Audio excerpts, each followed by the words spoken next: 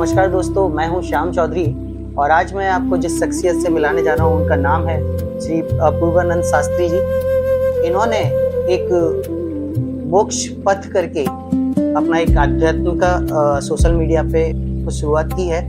तो आइए चलते हैं, उन्हीं से जानते हैं कि ये मोक्ष पथ आखिर है क्या और लोगों के किस काम आने वाला है। जय श्री राम। मोक्ष पथ के बारे में मैं भी केवल इतना ही कहूंगा कि एक ऐसा पथ है जो जीवन मरण के चक्र से मुक्ति दिलाता है। ये कोई social media platform, social media channel इत्यादि नहीं है। सोशल मीडिया तो हमारे लिए एक माध्यम है जिससे मैं देश दुनिया के तमाम लोगों को इस कॉन्सेप्ट के बारे में बता पाऊं और वो मेरे से जुड़े और अंतिम उद्देश्य जीवन मरण के चक्र से मुक्ति यानी निर्वाण यानी मोक्ष। इसकी टैगलाइन आपने रखी हुई है, आत्मा का परमात्मा से मिलन। इसके पीछे भी आपकी कुछ सोच रही होगी। तुलसीदास जी कहते हैं, ईश्वर अंश जीव अविनाशी, अर्थात हम सब के अंदर जो जीव है जिसको हम आत्मा कहते हैं वो उस अविनाशी पुरुष यानी परमात्मा का ही स्वरूप है। विभिन्न रूपों में, विभिन्न योनियों में, विभिन्न श्रेणियों में विचरण करते हुए ईश्वर की त्रिगुणी माया से प्रभावित होकर हम अज्ञानवश भूले हुए हैं। जैसे आप देखिए कि माता के गर्भ में पुरुष योनि में 9 महीने तक जीव मलमूत्र के अंदर रहते हुए विलाप करते हुए तड़पता है और ईश्वर से प्रार्थना करता है कि मुझे यहां से निकाल लीजिए, मैं आपकी भक्ति करूंगा। किंतु त्रिगुणी माया से प्रभावित होकर जैसे ही संसार में आता है, अबोध बन जाता है, इसको अबोध बालक कहते हैं आप, और उसके बाद जैसे जैसे बड़ा होता है दुनिया के प्रपंच में पड़ जाता है। जिसने हमें जीवन दिया है, जो इस संसार को चलाता है, जो इस सृष्टि का संहारक भी है, जिसने हमें जीवन दिया है, हमारे पास जो कुछ भी है हम उसको अभिमानवश भूल जाते हैं, कृतज्ञता भूल जाते हैं। ईश्वर परमात्मा से जो हमारा जुड़ाव है, नेचुरल है, हम उसको भूल जाते हैं। हम भूल जाते हैं, विलियम शेक्सपियर ने कहा है, all the world is a stage and we all are merely players. यानी कि हम सब केवल उस नाटक के पात्र हैं और संसार में त्रिगुणी मायावश हम यही भूल जाते हैं कि हम वो नाटक के पात्र हैं। ये तो जो भी आपको उम्र दी गई है, इसमें आपको ईमानदारी से जो नाटक दिया गया है उसको करना है, लेकिन डायरेक्टर के इंस्ट्रक्शंस को नहीं भूलना। जैसे कोई नाटक कंपनी के कलाकार उसके निर्देशों का लगातार पालन करते हैं, उसकी कही गई बात को भूलते नहीं हैं, उसके प्रति जो कृतज्ञता है उसको भूलते नहीं हैं। हम सांसारिक जीव यही भूल जाते हैं।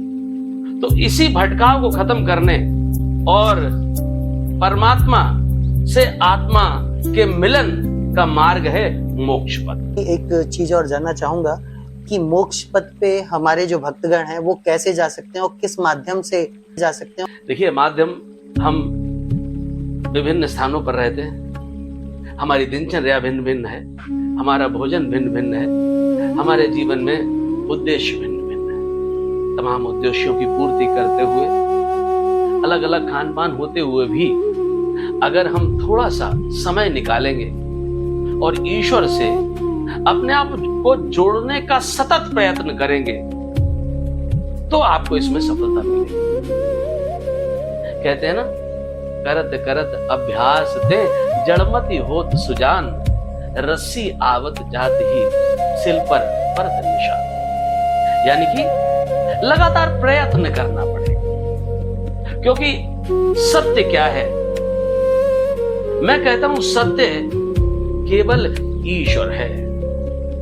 रामचरितमानस में भगवान शंकर पार्वती जी से कहते हैं, उमा कहूं मैं अनुभव अपना, बिनु हरि भजन जगत सब सपना। तो ये पूरा संसार सपना है, सत्य तो केवल ईश्वर है, वो सच्चिदानंद है, सत्य चित आनंद। जो सत्य चेतन और आनंद है वो कण कण में विराजमान है, हमें उसको पहचाना है। जो चराचर में विराजमान है, हमें उसको पहचानना है। पहचानने के लिए प्रयास करना पड़ेगा। तो मेरा सबसे आग्रह है कि आप आइए, थोड़ा समय निकालिए, हमारे साथ जुड़िए और फिर देखिए भक्ति का रंग कैसे चढ़ता है। ईश्वर को पाने के विभिन्न मार्ग हैं। ज्ञान मार्ग भी है, वैराग्य मार्ग भी है, गृहस्थ मार्ग भी है और भक्ति मार्ग है, जो इन तीनों श्रेणियों में किया जा सकता है। तो आप भक्ति मार्ग के पथिक बनकर मोक्ष पथ पर आगे बढ़ें, जिससे हम अपनी आत्मा को इसके दिव्य स्वरूप परमात्मा में मिलाएं और इस जीवन मरण के चक्र से मुक्ति पाएं। शास्त्री जी, आपने जो मोक्ष पथ की शुरुआत की है, हमने सुना है कि वो सुंदरकांड से की है। और जहाँ तक मैं समझता हूँ कि सुंदरकांड लोग या तो घर का इनॉग्रेशन हो तब कराते हैं, या घर में कोई नकारात्मक शक्ति का वास हो तब कराते हैं। तो आप किस तरह से सुंदरकांड को अपने भक्तों के बीच रखते हैं?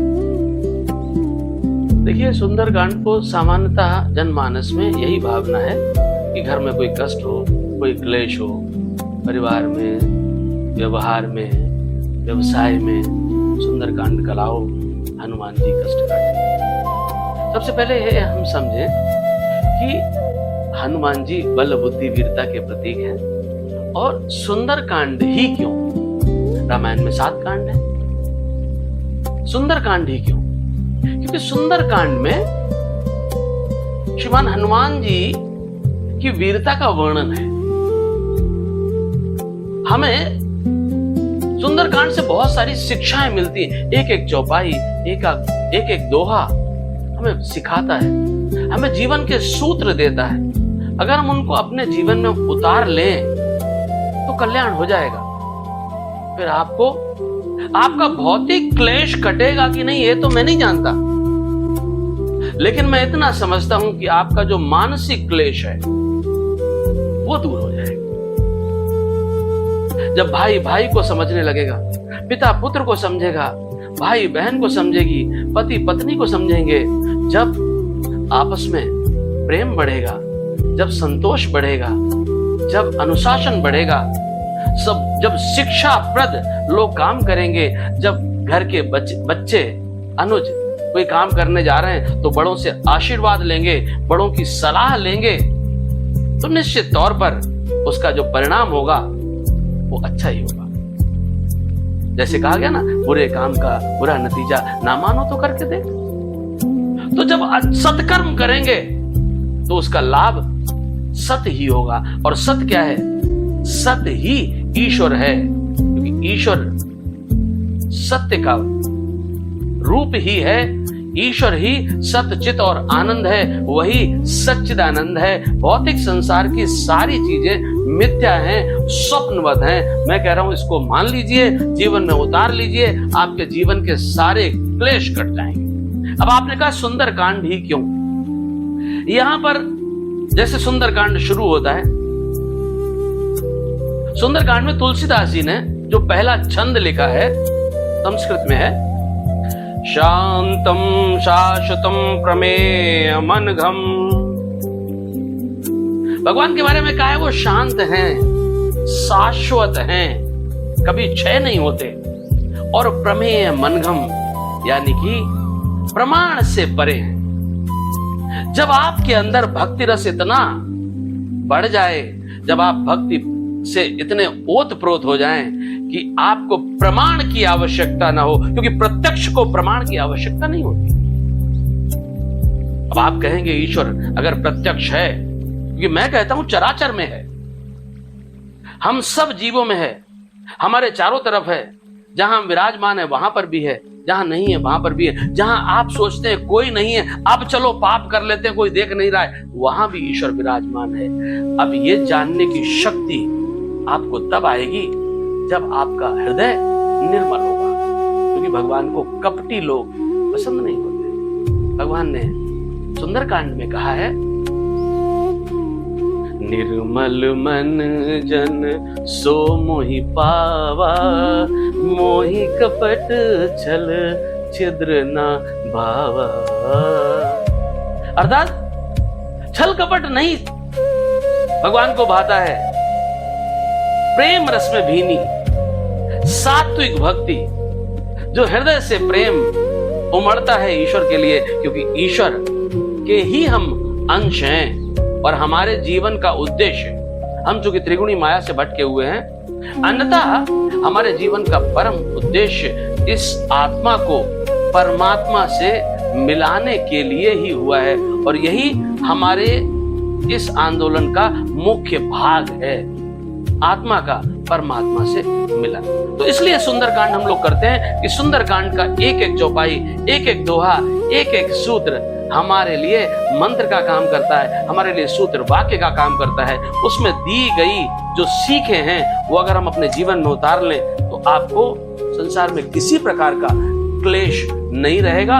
ईश्वर में आपका प्रेम भी बढ़ेगा, आस्था भी बढ़ेगी, विश्वास भी बढ़ेगा। और वो तो भक्त वत्सल है ही, वो तो आप उनके लिए कुछ नहीं करते हैं, कृतज्ञता भी जाहिर नहीं करते हैं, तो भी कृपा सदैव हम सब पर बनाए रखते हैं। जैसे कोई पिता अपने पुत्र पर, जैसे अपनी संतानों पर कृपा बरसाता है, ऐसे ही भक्त वत्सल भगवान सच्चिदानंद हम सब पर कृपा बनाए रखते हैं। जय श्री राम। जा सकते हैं। शास्त्री जी, मैं भी काफी टाइम से सुंदरकांड देखता चला रहा हूँ। जब भी कभी इनविटेशन आता था तो जब मैं जाता था तो प्रसाद ग्रहण करके चलाता था, लेकिन फिर मेरे को लगा कि नहीं यार, सुंदरकांड में जब प्रसाद लेने अपन जाते हैं तो सुंदरकांड में बैठ के सुनना चाहिए होता क्या है। तो जब मैं बैठता था तो वो लोग स्पीड में चले जा रहे हैं, क्या कर रहे हैं पता नहीं है, मैं तो लाइन पकड़े जा रहा हूँ, मैं खुद गा नहीं पाता था उसको, और ना मेरे को समझ में आता था वास्तव में सुंदरकांड है। लेकिन एक बार जब मैंने देखा, आप जब गा रहे थे सुंदरकांड को, तो उसमें आपने एक एक चीज को बताया कि क्या, और वो मेरे दिमाग में भी बैठा कि वास्तव में सुंदरकांड में क्या क्या चीजें दिखाई गई हैं, क्या चीजें अच्छी हैं, क्या बुरी हैं। तो एक बार मैं जानना चाहूंगा कि हमारे जो भक्तगण हैं आपके सुंदरकांड के माध्यम से किस तरह से उसका लाभ ले सकते हैं। चलो, अच्छा है कि अगर आपके दिमाग में कुछ चीजें बैठी, इससे पता लगता है कि आप प्रभु के कृपा पात्र हैं। जनमानस में सामान्यतः सुंदरकांड का मतलब है कि पाठ शुरू करिए श्री गणेशाय नमः, पंचम सोपान सुंदरकांड श्लोक शांतम शाश्वतम परमेमनगम, और ऐसे सारे दोहे चौपाई 60 दोहे और उनके बीच की चौपाइयां पढ़ते जाइए, पूरा कर लीजिए, आरती करिए, प्रसाद लीजिए, घर जाइए। मैं कहता हूं सुंदरकांड आज के समय में बहुत ही प्रासंगिक वस्तु है। सुंदरकांड की एक एक दोहा, एक एक लाइन, एक एक सोरठा, एक एक चौपाई, एक एक छंद आपको जीवन के सूत्र सिखाता है। यह सिखाता है कि परिवार में एक दूसरों का व्यवहार कैसा हो। यह सिखाता है कि घर की गृहिणी की मान मर्यादा क्या होती है। समयवश, परिस्थितिवश अगर विदेश भी पहुंचना पड़े तो ऐसे में स्त्री को अपनी स्त्री धर्म की, अपने पातिव्रत धर्म की मर्यादा कैसे रखे। सुंदरकांड हमें यह सिखाता है कि मर्यादा में रहकर सेवा कैसे की जा सकती है। भगवान के अनुज शेषावतार श्री लक्ष्मण जी, आप देखिए जीवन पर्यंत उन्होंने मैया का मुख नहीं देखा, हमेशा चरणों की तरफ लौ लगाते हैं। और परमवीर हनुमान जी, उनका तो क्या कहना। आप देखिए कि सामान्य जीवन में हम लोगों को थोड़ा सा भी सफलता मिले तो गर्व आ जाता है। हनुमान जी ने इतना बड़ा काम किया, 7 समुंदर फांद कर लंका पहुंच गए, अशोक वाटिका पहुंच गए, और मैया सीता जी ने जब पूछा है तो कोई अभिमान नहीं है, कह रहे राम दूत मैं मातु जानकी सत्य शपथ करुणा निधान। यानी कोई गर्व नहीं है, कोई अहंकार नहीं है, केवल और केवल विनम्रता है। ये विनम्रता का भाव इतना बल होने के साथ हनुमान जी को कहते हैं अतुलित बलधामम हेम शैलाव्य। इतने बलशाली होते हुए भी इतनी विनम्रता। उन्होंने सीता जी से एक जगह कहा है, सुनु माता शाखा मृग नहीं बल बुद्धि विशाल, प्रभु प्रताप ते गरुड़ई खाए परम लघु व्याल। अर्थात वानरों में कोई बुद्धि नहीं होती, वो तो शाखा के मृग हैं, एक शाखा से दूसरी शाखा पर जाते रहते हैं। मैं तो वही वानर हूं, लेकिन प्रभु प्रताप से, ये जो कुछ भी हो रहा है ये प्रभु प्रताप से हो रहा है। ये हमारे अहंकार के नाश का एक बहुत बड़ा मंत्र हो सकता है। तो आइए हम सब हनुमान जी के जीवन से प्रेरणा लें, उनकी बातों को अपने जीवन में बिठाएं, इसको सूत्र वाक्य बनाएं और अपने जीवन को धन्य बनाएं। जय श्री राम। शास्त्री जी, सुंदरकांड के अंदर मेरे को लगता है राम और लक्ष्मण सीता का रोल तो है ही, साथ में एक जामवंत जी हैं, अंगद हैं और हनुमान है। इनका एक अलग अलग रोल रहा है और मेरे को लगता है कि हनुमान जी भी चाहते तो सीता जी को वहां से लेके आ सकते थे। तो ऐसा क्या था? देखिए, हनुमान जी सीता जी को निश्चित रूप से लेकर आ सकते थे, लेकिन आपको समझना है कि ये हनुमान जी का जो कैरेक्टर है वो हमें अनुशासन सिखाता है। हनुमान जी को जब जामवंत जी भेज रहे थे तो उन्होंने कहा सीता ही देखी कहऊ सुध आई। उन्होंने नहीं कहा सीता जी को लेके आ जाना, और इसलिए हनुमान जी ने मैया के सामने, सीता मैया के सामने ये कहा, प्रभु आयसु नहीं राम दुहाई, कछुक दिवस जननी धर धीरा, कपिन सहित अहि रघुवीरा। क्योंकि जामवंत जी ने कह के भेजा था, केवल पता लगा के आना, लेके मत आना, क्योंकि प्रभु श्री राम अत्यंत बलशाली हैं, लेकिन जो संसार का यश जो उनके नाम, क्योंकि विधि के विधान को मेटने का या बदलने का किसी को पावर नहीं है। और जामवंत जी बहुत ही सुजान हैं, जानते हैं कि ये काम तो प्रभु श्री राम के हाथों होना है, इसलिए हनुमान जी को केवल इतना कहकर भेजा है। तो घर में, परिवार में ये सिखाइए, बच्चों को ये सिखाइए अनुशासन में कैसे रहा जाता है। जितना काम बोला जाए उतना करके आइए, फिर देखिए उसके कितने सुखद परिणाम। जय श्री राम। शास्त्री जी, एक चीज और जानना चाहूंगा आपसे कि रावण सारे वेदों का ज्ञाता था, सर्वज्ञानी था और आगे और भविष्य और भूत सब कुछ जानते थे। वो उनको ये भी मालूम थी कि मेरी मृत्यु निश्चित आ चुकी है, तो उसके बाद भी वो युद्ध भूमि में गए। तो जानना चाहूंगा कि ऐसा क्यों किया उन्होंने? देखिए, इतने रहस्यों को एक साथ जानने के लिए हमें बहुत ही आत्मानुशासन चाहिए, मन निर्मल चाहिए, वो पवित्रता चाहिए जो सच्चिदानंद की लीला को हम समझ पाए। इसके विभिन्न कारण हैं। ये संसार में जो तमाम चीजें आप देखते हैं, ये सब भगवान की इच्छा और लीला ही है। हमें समझना है पहला उद्देश्य जिस वजह से रावण ने युद्ध की ठानी, जय विजय शापवश भृग मुनि के, त्रेता में निश्चर विकट हुए, दश कंधर कुंभकर्ण बनकर दोनों पृथ्वी पर प्रकट हुए। ये भगवान के द्वारपाल है, कोई और नहीं है, जो साक्षात भगवान के द्वारपाल हैं। उनको श्राप बस, जब उन्होंने ऋषियों को अंदर नहीं जाने दिया तो उनको श्राप दे दिया गया कि जाओ तुम निशाचर बन जाओ। प्रार्थना करने पर 3 जन्मों की माफी मिली कि 3 जन्म आपको संसार में निशाचर बन के रहना पड़ेगा, और ये दूसरा जन्म है रावण और कुंभकर्ण का। तो एक तो प्रथम कारण ये है। दूसरा, हम सब जानते हैं कुलत से कुल में जन्मा रावण त्रिकालदर्शी था। रावण कहा करता था, यम इंद्र कुबेर वरुण मंडल मेरे घर पानी भरते हैं, इच्छा से मेरी पवन देव ठंडाता है गर्माता है, संकेतों पर श्री सूर्य देव पूरब से पश्चिम जाता है। जो इतना बलशाली है उसको क्या आदि और अंत का पता नहीं, उसको सब पता है। जब वो मारीच के पास गया तो मारीच से कहा कि मेरा साथ दे, मैं सीता का हरण करूंगा क्योंकि मेरी बेइज्जती हुई है। सूप ने कहा कि नाक काटी गई। मारीच ने समझाया कि वो तो साक्षात राम जो हैं वो साक्षात परम ब्रह्म हैं, उनसे दुश्मनी मत ले।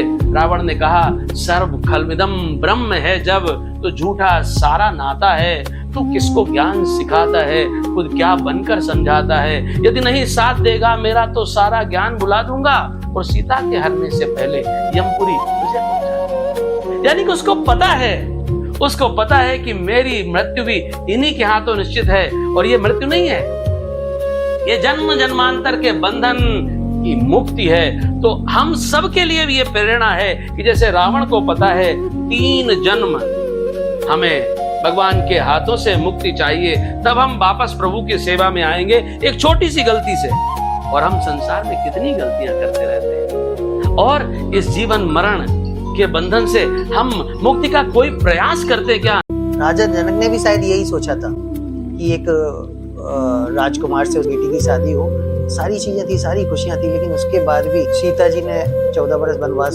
भोगा, उसके बाद वो जंगलों में रही, जो उनके पुत्र भी जो हुए वो भी जंगल में ही हुए।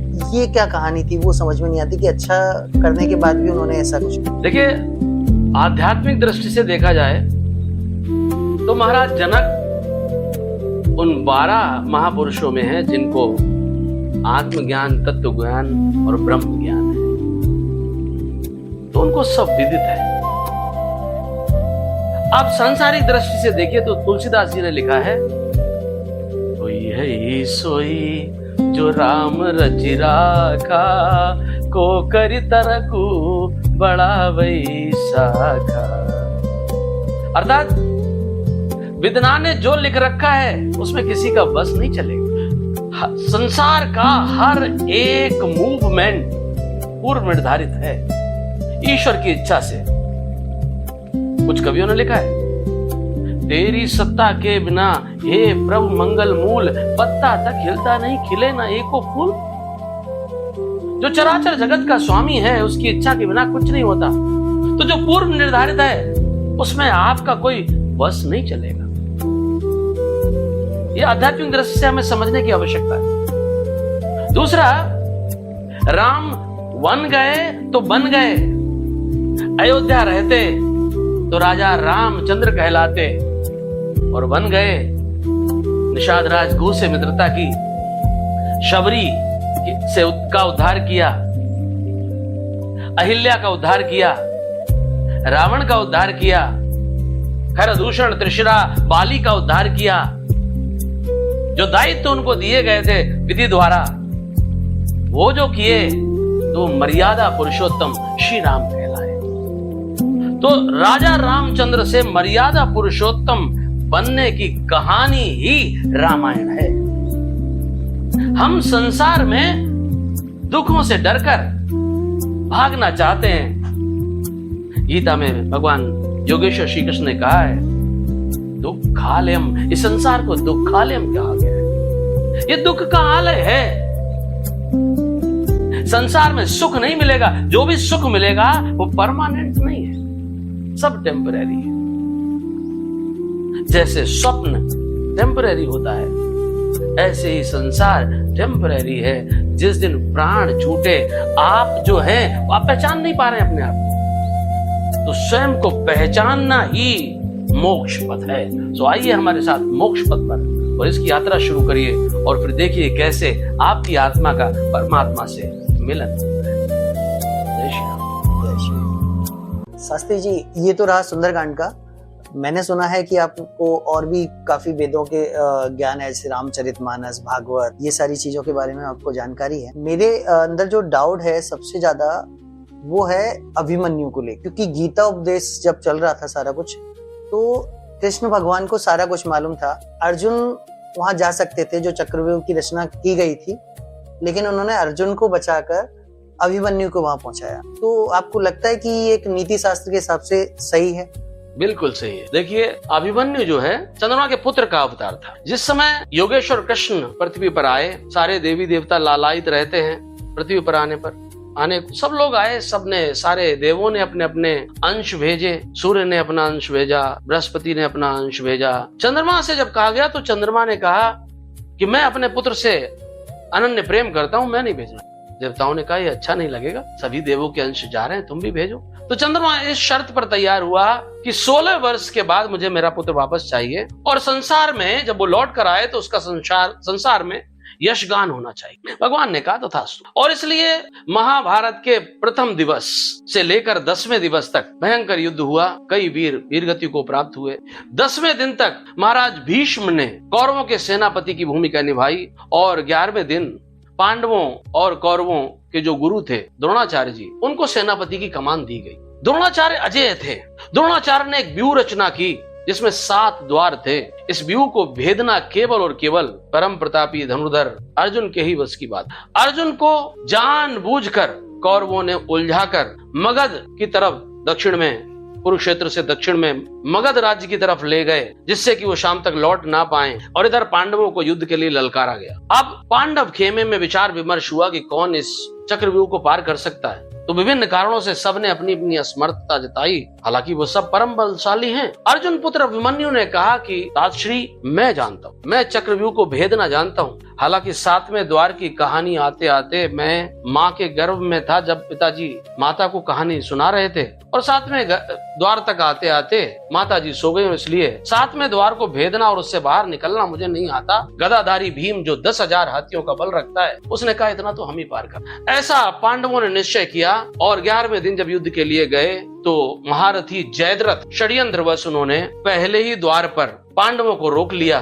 क्योंकि उनको यह वरदान था कि एक दिन के लिए वो पांडवों को कहीं पर भी रोक सकते। आज उन्होंने उस अचूक बाण का उपयोग किया और पांडवों को बाहर ही रोक लिया। अभिमन्यु युद्ध करता रहा, एक से दूसरा, तीसरा, चौथा, 5वां, 6वां द्वार भेदते हुए जब 7वें द्वार की तरफ बढ़ रहा था, तो कौरवों के इशारे पर और द्रोणाचार्य के इशारे पर कर्ण ने उसका रथ तोड़ दिया, सारथी का वध कर दिया, और अभिमन्यु निहत्था हो गया। और 7 महारथियों ने मिलकर अन्यायपूर्ण तरीके से अभिमन्यु का वध कर दिया। अब आपका प्रश्न था कि सब जानते हुए योगेश्वर कृष्ण ने उसको वध क्यों करवाया। इसमें कोई रहस्य बहुत बड़ा नहीं है, छोटी सी बात है। भांजा अभिमन्यु कृष्ण को सबसे ज्यादा प्रिय था। सुभद्रा का पुत्र है अभिमन्यु। सुभद्रा कौन है? बलराम और कृष्ण की बहन है, सगे मामा हैं। श्री कृष्ण और बलराम ने ही इसको महान धनुर्धर बनाया, इसको सारी शिक्षाएं। आज वही योगेश्वर कृष्ण इस बात पर राजी हो गए हैं कि अर्जुन नहीं है पांडव खेमे में, उसके बावजूद भी अभिमन्यु को लड़ने जाने दिया, ये जानते हुए कि इसकी मृत्यु निश्चित है। ये अभिमन्यु कौन है? चंद्रमा का पुत्र है, और चंद्रमा को भगवान ने क्या वरदान दिया है? 16 वर्ष वीर गति। तो विधना ने जो लिख रखा है उसमें बस किसका चलता है? वही है सोई जो राम रच राखा, को करी तरकु बढ़ावई शाखा। पूर्व निर्धारित है, तो ब्रह्मा के दिए हुए वरदान को श्री कृष्ण कैसे काटेंगे? क्योंकि ब्रह्मा ही तो रचयिता है। विधना ने जो लिख रखा है, मैं बार बार रिपीट करूंगा, किसका बस चलता है? तो आज उन सब बातों का समाधान भी तो देना है, सबकी आन भी तो रखनी है, सबको दिए गए वचन को निभाना भी तो है, क्योंकि उन्होंने ही तो वचन दिया है। तो आज अर्जुन को क्रोध दिलाने के लिए, क्योंकि जब बात परिवार पर आ जाए, जब स्त्री पर आ जाए या पुत्र पर आ जाए, तो अर्जुन को वो क्रोध दिलाना था जिसकी अग्नि में जलकर अर्जुन सब कौरव सेनापतियों को भस्म। इसलिए श्री कृष्ण ने इन सारी बातों का मान रखने के लिए, पूर्व में दिए गए अपने वचनों का मान रखने के लिए वे अभिमन्यु की बलि चढ़ाई। जाते जाते एक आखिरी क्वेश्चन और, हम सब ने जन्म से ही सुनते आ रहे हैं कि कोई अमर कथा होती है, तो वो अमर कथा क्या है? आज भी हम उसे सुन सकते हैं, आज भी वो अमर कथा मौजूद है, तो उसके बारे में थोड़ा सा और। बिल्कुल, श्रीमद् भागवत महापुराण साक्षात अमर कथा है। इसका रहस्य मैं आपको बताता हूं कि क्यों। एक बार मैया पार्वती ने भूत भवन भगवान शंकर से कहा कि मुझे अमर कथा सुननी है। महादेव ने काफी मना किया, लेकिन मैया हट कर बैठी, तो भगवान शिव ने ऐसा स्थान चुना जहां पर कोई पशु पक्षी जीव आदि ना हो। हमारे देश में अमर नाथ के नाम से एक गुफा जानी जाती है। भगवान ने उस ओर प्रस्थान किया। भगवान शंकर और पार्वती जी साथ साथ चले। पहलगाम सबसे पहले पड़ता है, तो पहलगाम में भगवान ने नंदी को छोड़ा और तरह से धीरे धीरे अपने नागपाश, त्रिशूल और सारी चीजें चंद्रमा छोड़ते हुए अमर नाथ की गुफा में भगवान शंकर और पार्वती पहुंच गए। आसन लगाकर बैठे। उस गुफा में पहले से ही कबूतरों के 2 अंडे रखे हुए थे, जो विकसित हो गए और उनमें बच्चे निकल आए, और एक तोते का बच्चा। ये 3 प्राणी ऑलरेडी वहां पर उपस्थित थे। भगवान ने अमर कथा प्रारंभ की अमरनाथ में बैठकर, और मैया पार्वती से कहा कि तुम ओंकार करती रहना, ओमकार बोलती रहना। जब जैसे कोई किसी को कहानी सुनाता है तो बीच बीच में हर सेंटेंस के बाद या थोड़ी देर में जहां पर रुकते हैं कहते हैं कि हाँ बोलते रहना। तो मैया ओमकार बोलती रहती, भगवान शंकर समाधि लगाकर बैठ के कथा सुनाते रहे। कथा चलती रही, मैया को अचानक नींद आई। फिर से मैं कहूंगा, विद्वान ने जो लिख रखा है उसमें बस किसका चलता है, वही है सोई जो राम रच राखा। सब पूर्व निर्धारित है, ईश्वर की ही माया है, ईश्वर की इच्छा से ही हो रहा है। तो भगवान शंकर कथा सुना रहे हैं, मैया को नींद आ गई और वो जो पक्षी हैं वो आवाज निकालते रहे। कथा पूरी हुई, भगवान शंकर की दृष्टि खुली तो देखा यहाँ तो जीव हैं। तो दोनों कबूतरों ने भगवान के चरण पकड़ लिए कि प्रभु अब तो हमने सुनी ली है, इसमें हमारा तो कोई अपराध नहीं है। और वैसे भी मनुष्य धर्म में तो 16 वर्ष तक की आयु के सारे अपराध माफ है, तो हमें भी अपराध मुक्त रखिए। तमाम विनय करने पर भगवान शंकर मान गए, लेकिन तोते ने अहंकार वश माफी नहीं मांगी, या यूं कहें कि वो भगवान की भक्ति में लीन थे, क्योंकि ये जो शुक था, जो तोता था, वो पूर्व जन्म में भगवान कृष्ण और राधा की भक्ति करते थे, ब्रज में थे। तो वहां भगवान शंकर ने अपना त्रिशूल छोड़ दिया उनके पीछे। त्रिलोक में दौड़ते हुए जब कहीं भी शरण नहीं मिली, तो यहाँ वेदव्यास, महर्षि वेदव्यास की पत्नी को उबासी आई और ये शुकदेव जो हैं ये उसमें प्रवेश कर गए। संसार से विरक्ति हमेशा से थी, पूर्व जन्म के संस्कार थे, भगवान की भक्ति का प्रभाव था कि 12 वर्ष तक मां के गर्भ से नहीं निकले और 12 वर्ष बाद ईश्वर की लीला अनुसार एक प्रौढ़ बालक का जन्म हुआ और जन्म लेते ही सीधे जंगल की ओर भगवान की भक्ति के लिए चल दिए। तो कथा